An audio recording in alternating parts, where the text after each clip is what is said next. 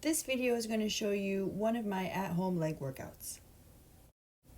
I'm not fully vaccinated yet, so I haven't returned to the gym and I'm still doing my workouts at home. Lately I've been doing 2 leg workouts a week, one day focusing more on quads and the second day focusing more on hamstrings and glutes.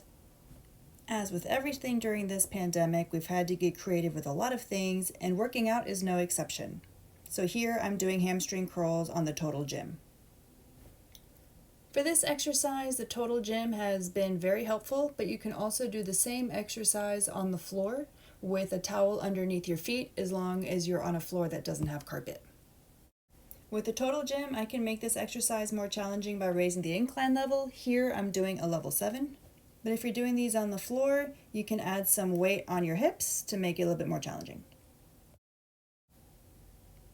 Here I'm doing a stiff-legged deadlift using a 40-pound kettlebell.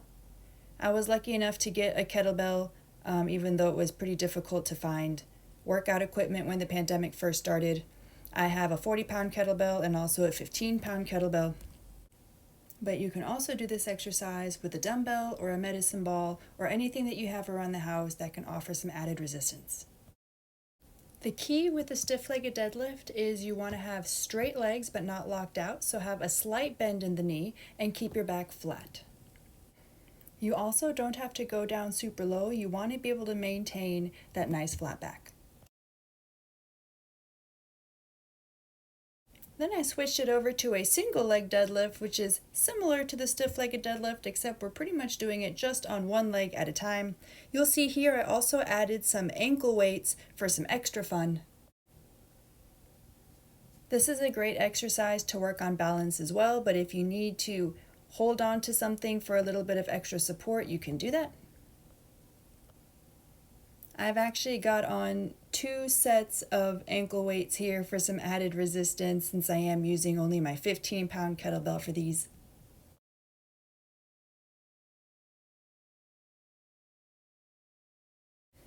What we do on one side, we then have to do on the other.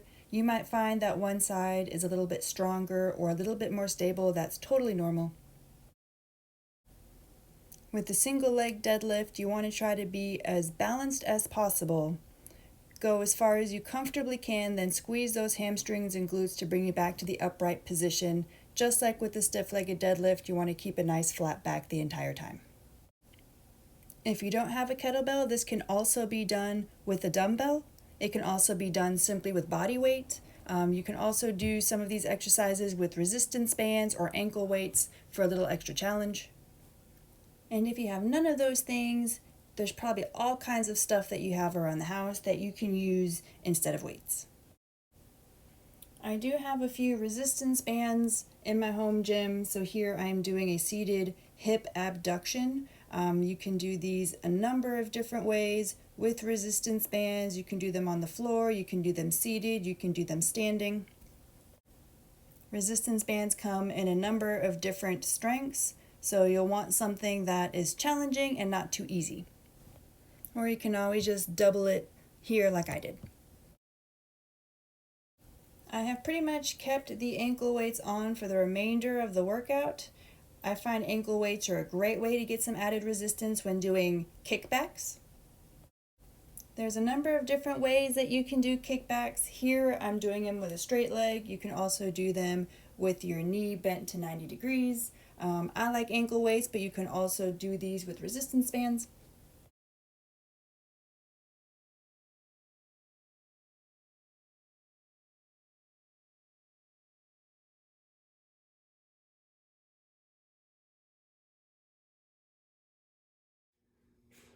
And then switching sides to work that other leg. You'll want to try to keep that kneeling position as stable as possible, so the only thing that's moving here is the leg. Squeeze the glutes as you bring that leg back. And be sure to keep that motion slow and controlled, kicking that leg out and bringing it back.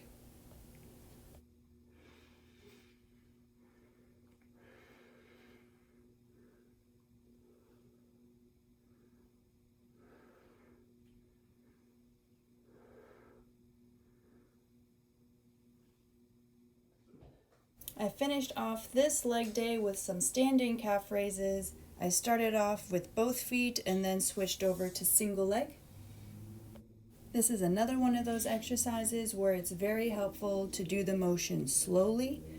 As you push up, you can pause for a second at the top before bringing those heels slowly back down towards the floor. You can pause for a second at the bottom as well.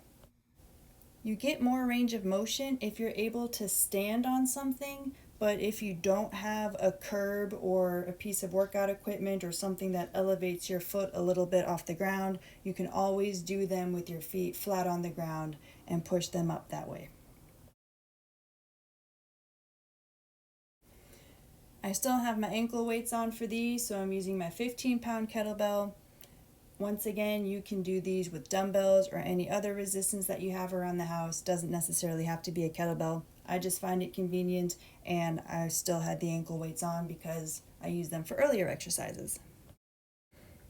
At the end of every workout, regardless if it's an upper body day or a leg day or simply a cardio day, I like to finish off my workout on the treadmill. And I actually like to leave the ankle weights on for this as long as I'm not running, but if I'm walking up on an incline, it's a lot of fun to do with the ankle weights. Even just 15 minutes at the end of the workout is a great way to get in that cardio.